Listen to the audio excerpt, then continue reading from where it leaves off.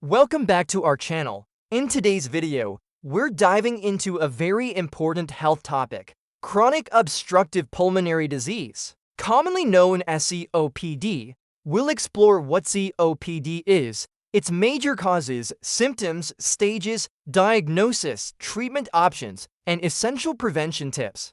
If you find this video helpful, don't forget to like, share, and subscribe for more health-related content. So, what exactly is COPD? Chronic obstructive pulmonary disease is a long-term, progressive lung condition that makes breathing difficult. It's actually an umbrella term that includes two major conditions. The first is chronic bronchitis, which is a long-term inflammation of the airways that causes excessive mucus. The second is emphysema, which involves damage to the tiny air sacs in your lungs, called alveoli. This damage makes it harder for your body to get the oxygen it needs. A key thing to remember is that COPD doesn't just appear overnight. It progresses very slowly over many years, and often, you might not notice any symptoms at all in the beginning. Now, let's take a look at the major causes of COPD. The number one cause by a long shot is smoking. This includes cigarettes, cigars, pipes, and even exposure to secondhand smoke, but smoking isn't the only culprit. Other causes include long-term exposure to air pollution and being around occupational dust, chemicals, and fumes, which is common in certain jobs. Using indoor biomass fuels like wood, charcoal, or coal for cooking and heating can also contribute.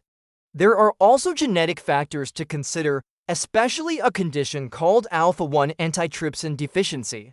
Lastly, a history of repeated lung infections during childhood can increase your risk. The risk of developing COPD generally increases with age, especially after 40, and for those who already have a history of respiratory issues.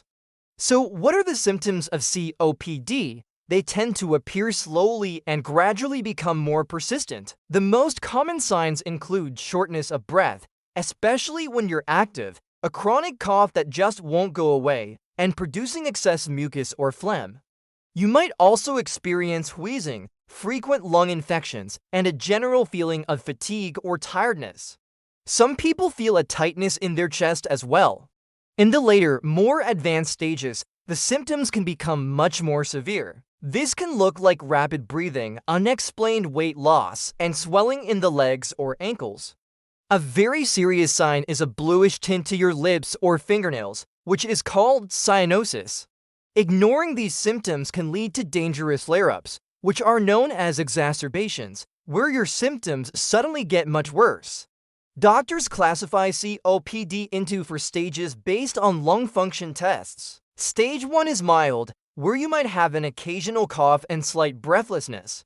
Stage 2 is moderate, and this is when symptoms become more noticeable, especially during activity. In Stage 3, or severe COPD, flare-ups become more frequent and lung function is significantly reduced. Finally, Stage 4 is very severe. At this point, breathing is extremely limited, and the risk of life-threatening episodes is much higher. This is why early diagnosis is so crucial. It really helps improve long-term outcomes.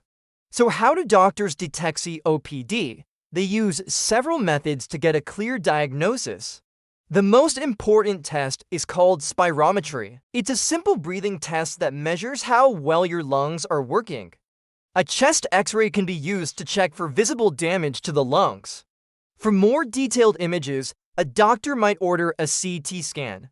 An arterial blood gas test checks the oxygen and carbon dioxide levels in your blood, giving a good indication of lung function. And finally, a small device called a pulse oximeter can be clipped to your finger to measure your blood's oxygen saturation.